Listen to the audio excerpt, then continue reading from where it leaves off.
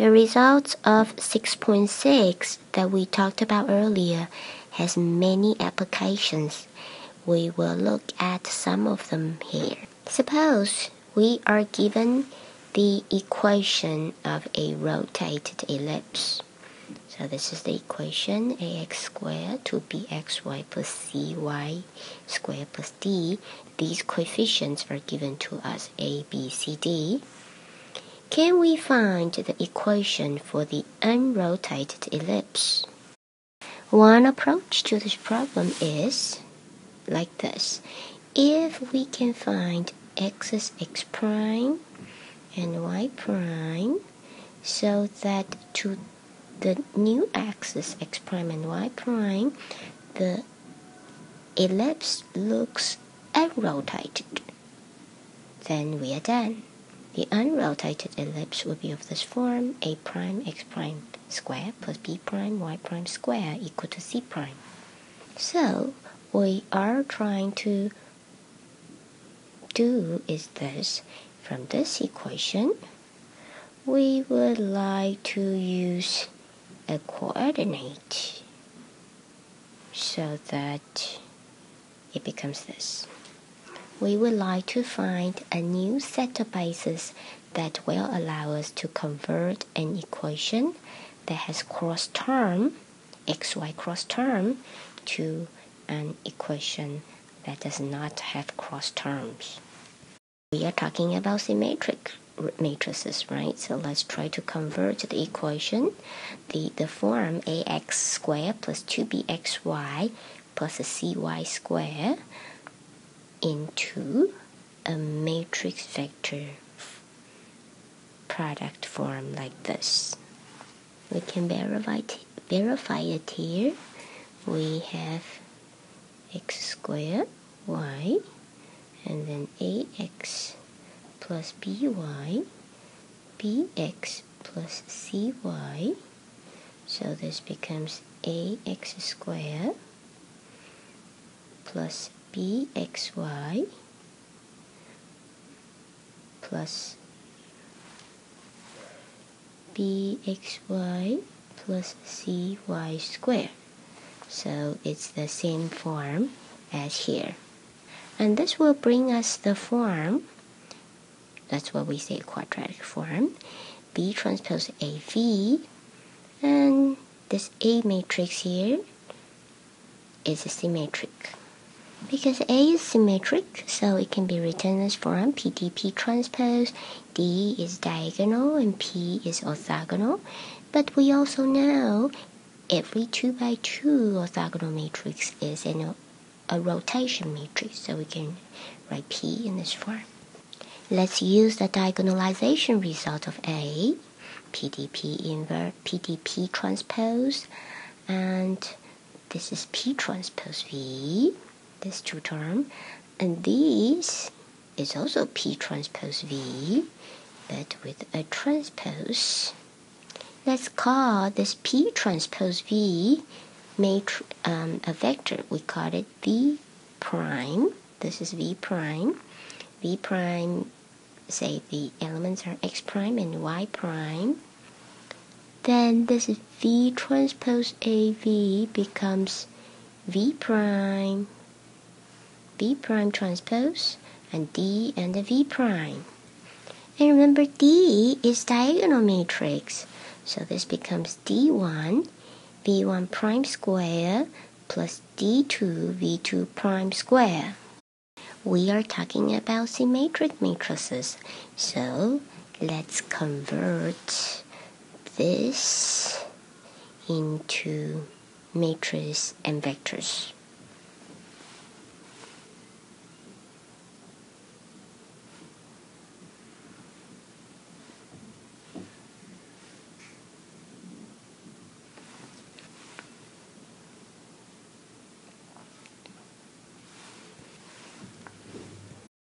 A is symmetric, so we just learned that A can be diagonalized using orthogonal matrix. A is equal to PDP in transpose. A is symmetric, so A can be diagonalized this D is diagonal, lambda 1, lambda 2 are the eigenvalues of A. P is an orthogonal 2 by 2 matrix. But we know 2 by 2 orthogonal matrix are rotation matrices, so we can write P in this form. Now V transpose AV, plugging in this expression, we get this one, and this is P transpose V. These two is the same vector, P transpose V transpose. Let's call this vector V prime, P transpose V, and the elements are X prime and Y prime.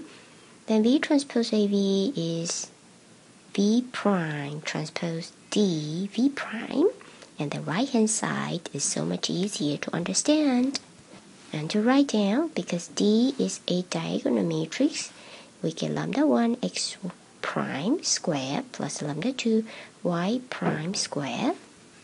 There we go, no cross term. And what are the coefficients of X prime square and Y prime square?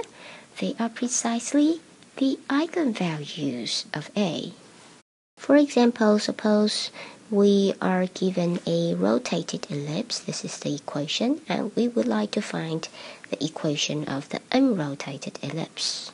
So we begin by writing it as a form like this. This is the matrix A.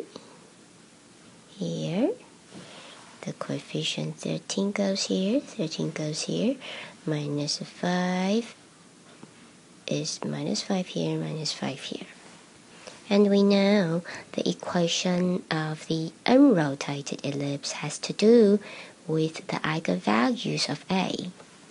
So we find the characteristic polynomial, and we see that it has eigenvalues 8 and 18. So this will convert to 8x prime square plus 18y prime square equal to 72. Dividing 72 to both sides, then we get x prime square divided by 9 over y prime square over 4 equal to 1. The unrotated ellipse will be the same thing, except that we remove the prime. If we find the eigenvector corresponding to each eigenvalue, then we can form the orthogonal matrix P. With the matrix P, we can determine the rotation angle, the angle that the ellipse has been rotated. V is equal to PV prime, and V is this rotation matrix. So if we choose V prime to be the first standard vector, we would get the first column vector of P, which is cosine theta, sine theta. We choose V prime to be 2, then we get V equal to the second column vector of P. If we find the eigenvector corresponding to the two eigenvalues, the eigenvector corresponding to the two eigenvalues, then we can get the rotation matrix P, the orthogonal matrix P. With the orthogonal matrix, we can then identify the angle that the ellipse has been rotated. In addition to the eigenvectors, we can also compute the eigenvector corresponding to lambda equal to 8 and the eigenvector corresponding to lambda equal to 18. Then we can determine the orthogonal matrix P.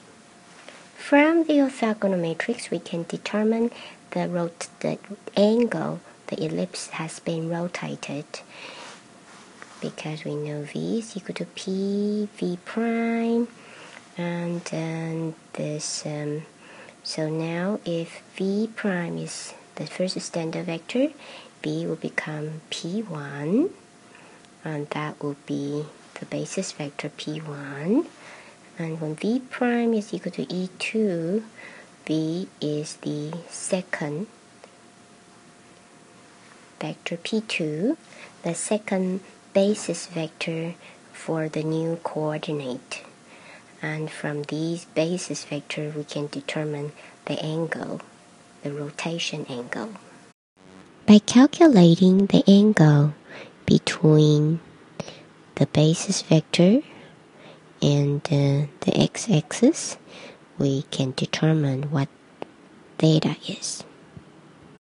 A bonus result of diagonalization for symmetric matrices is spectral decomposition. In spectral decomposition, we will see symmetric matrices can be decomposed as a sum of very simple matrices. Say A is n by n symmetric, then it's PDP transpose, where P has n vectors and P and D is a diagonal matrix, P is orthogonal. Writing out the column vectors of D, we get lambda 1 E1, lambda 2 E2 to lambda n En will mean then the product, taking the product of the first two, then will be lambda 1 U1. U1 is the first column vector of P. The second one is lambda 2 U2 all the way to the nth column. And multiply it out, we get lambda 1 U1, U1 transpose, lambda 2 U2, U2 transpose, all the way to lambda n, UN, UN transpose. Now, let's look at each of these matrices. Each of this matrix, it's a column vector and a row vector, the product of a column vector and row vector. So the product is an n by n matrix. And let's call these n-type n by n matrix Pi, I from 1 to n. Then A becomes a summation like this. It's a very simple summation. Lambda 1 P1, lambda 2 P2, all the way to lambda n Pn. And each P1 is of some very special property. It's of this form.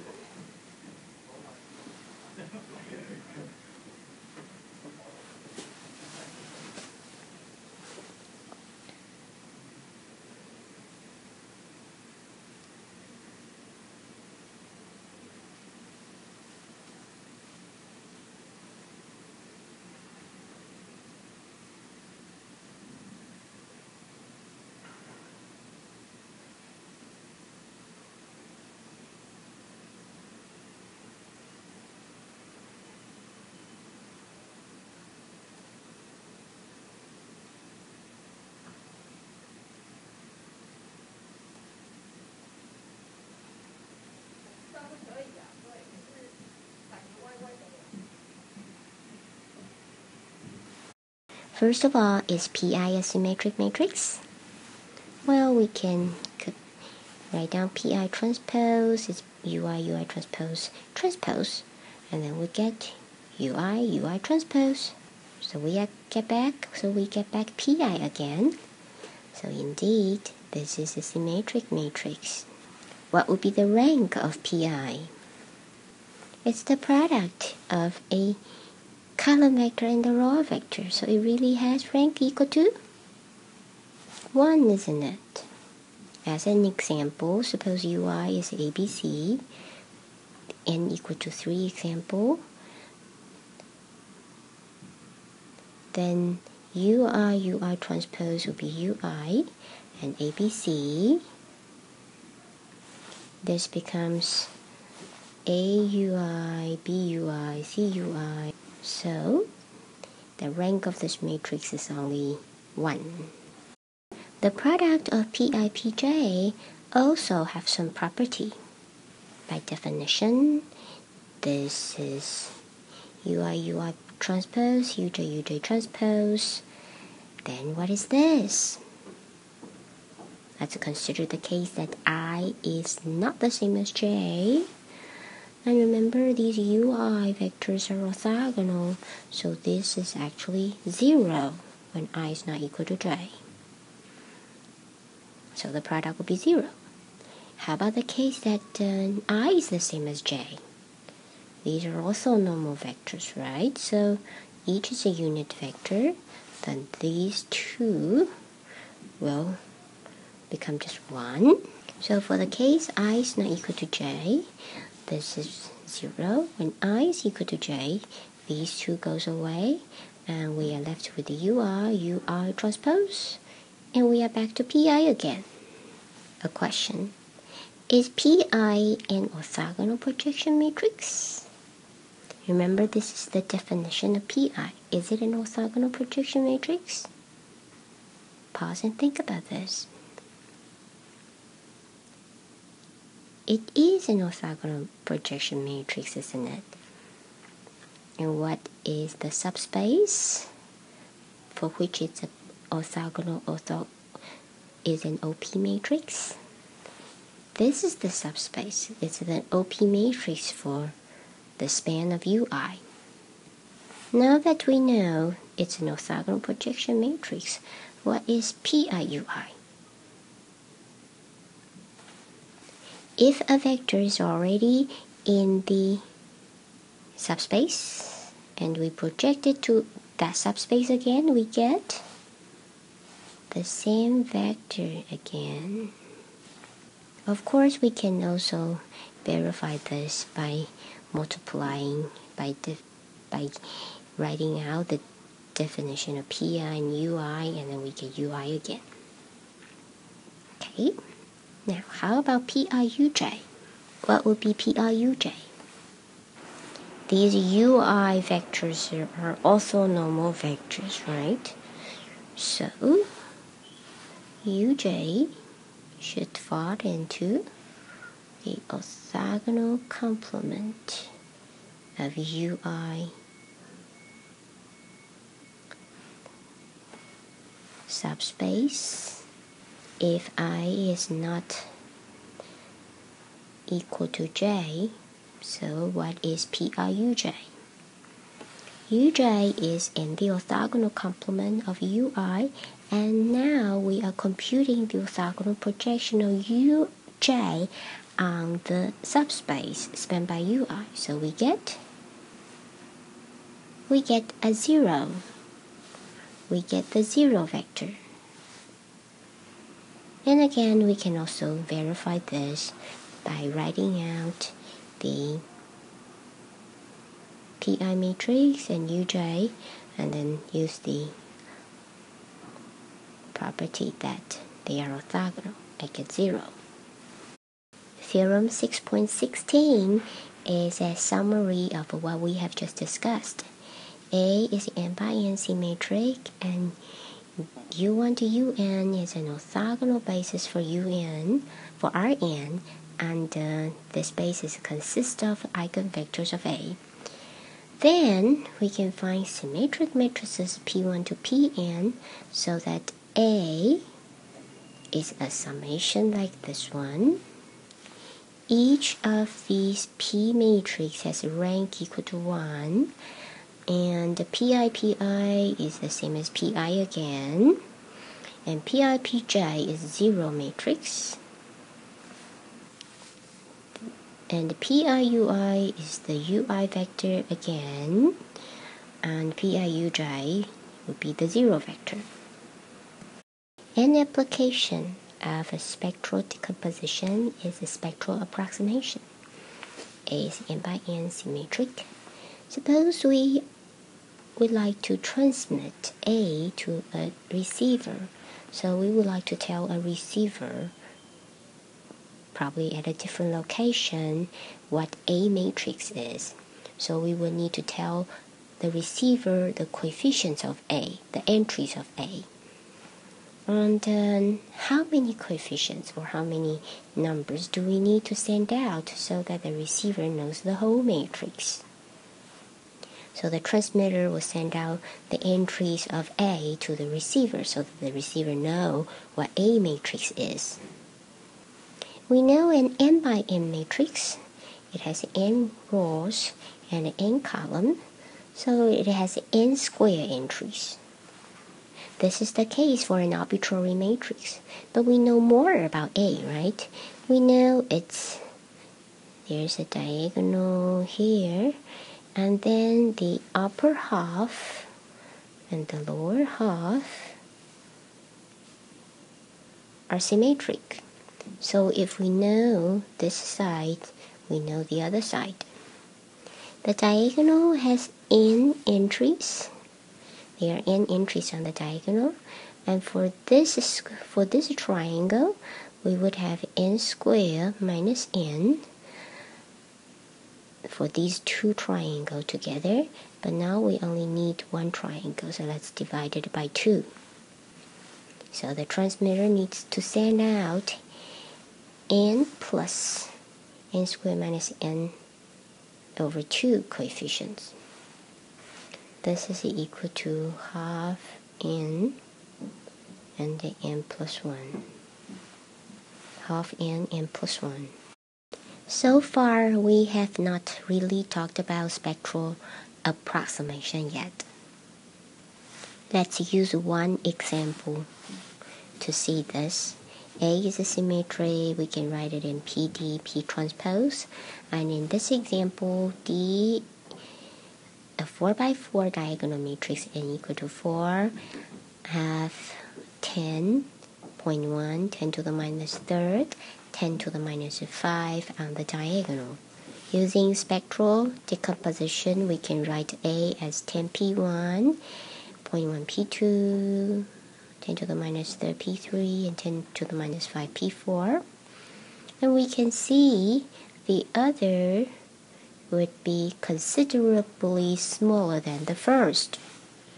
So we can approximate A using the first term only. And this is 10 U1 transpose U1. If we want to transmit B, how many coefficients do we need to send out to the receiver? Well, we can send out treating B as a arbitrary symmetric matrix, then that would be the same as sending out A, right? But now B has this special property, 10 U1 U1 transpose. So if the receiver know the scalar 10 and U1, would the receiver be able to reconstruct B? That's indeed the case, right? So the receiver only needs to know 10 and U1, this vector U1. So with this approximation, we only need to send out lambda 1 and U1. And that's n plus 1 coefficient in total. And we can see the amount of saving in doing this. The top one is sending the matrix A as a arbitrary symmetric matrix that will require the transmission of so many coefficients, and at the bottom is use the approximation. Then we need only send out n plus 1 coefficients, and the ratio will be half n, and that's a factor of half n in saving. This is just one possible approximation of A. If we want a final approximation, then we can always use more terms in the spectral decomposition. For example, this one, we have used 2 terms, and it will be a finer approximation. In this case, we will need to send out 2 times n plus 1 coefficient.